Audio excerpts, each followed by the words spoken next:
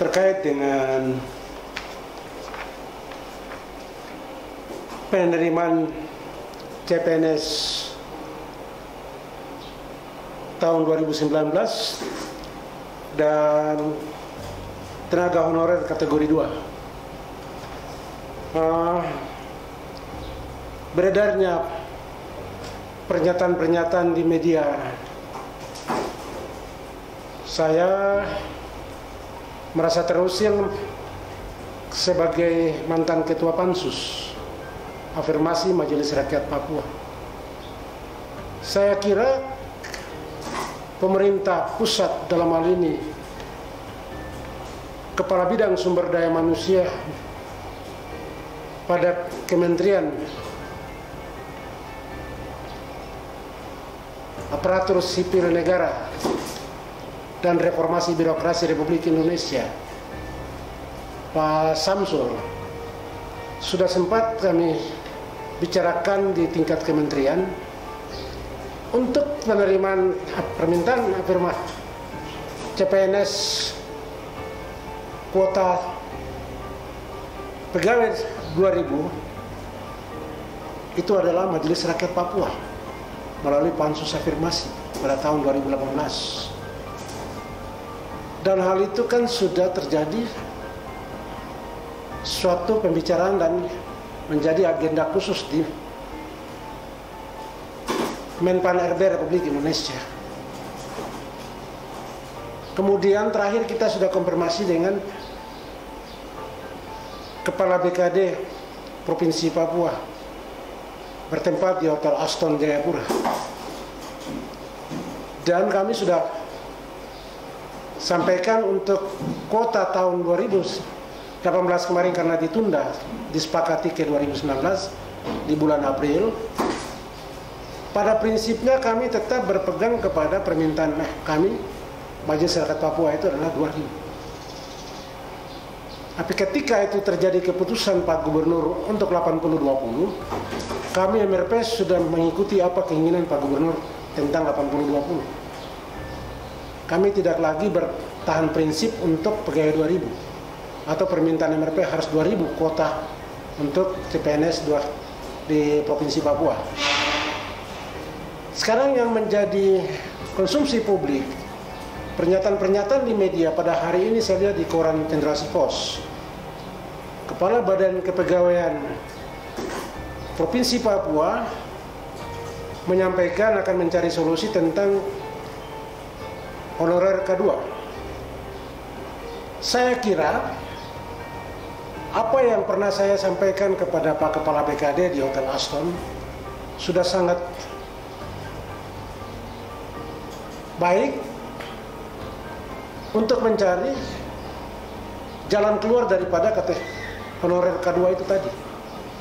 Kalau sekarang mau dibilang cari solusi, saya kira sudah tidak ada bicara cari solusi. Solusinya sudah kita bicara di tentang pegawai 2000 tadi.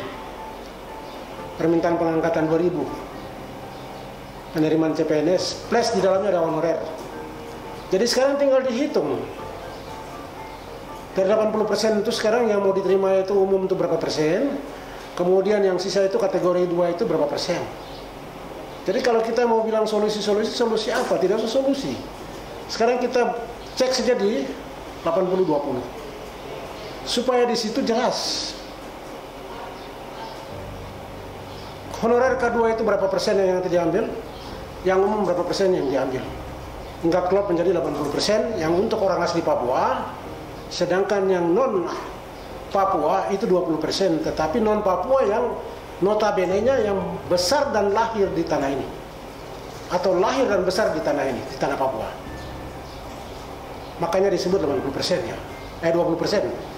Yang 80% harus orang asli Papua termasuk di dalamnya honorer K2. Jadi saya harap tidak lagi kita bicara cari solusi. Kategori 2 mau dijadikan pegawai yang bukan pegawai tetap, atau dia digaji sesuai pegawai negeri tapi dia tidak bisa diangkat dari pegawai, nanti tidak bisa terima pensiun. Saya kira itu sesuatu tindakan yang kita sudah melanggar hak asasi manusia. Karena apa? Kita pekerjakan orang, kita tidak pernah memperhatikan nasibnya. Memang benar kita sudah kasih gaji lewat APBD kita, yang dibayar lewat APBD setiap kabupaten kota atau di provinsi. Tetapi hak yang diharapkan tidak terpenuhi. Apakah itu juga tidak terjadi pelanggaran HAM? Pelanggaran HAM juga. Pekerjakan orang tanpa diperhatikan hak-haknya. Dia harap daripada dia bekerja itu, dia harap maka dia akan jadi manusia yang sejati, dalam arti sama dengan bapak yang punya pangkat, punya NIP. Harapan dia kan begitu. Nah, kalau sekarang dia disebut sebagai P3K, ini apa jadinya nanti? Ini sangat rawan bagi pemerintah. Ya. Ini akan terjadi polemik yang besar. Saya harap hal ini, saya kembalikan persoalan ini ke Pak Menteri Pendayagunaan Aparatur Negara dan Reformasi Birokrasi di Jakarta. Tolong bicarakan dengan Bapak Presiden Republik Indonesia agar data ulang kembali pegawai yang sudah mau persiapan pensiun. Sudah banyak yang sudah mau persiapan pensiun tahun ini, bahkan saudara yang tahun kemarin, bahkan saudara yang bulan ini, bahkan saudara yang bulan kemarin contohnya.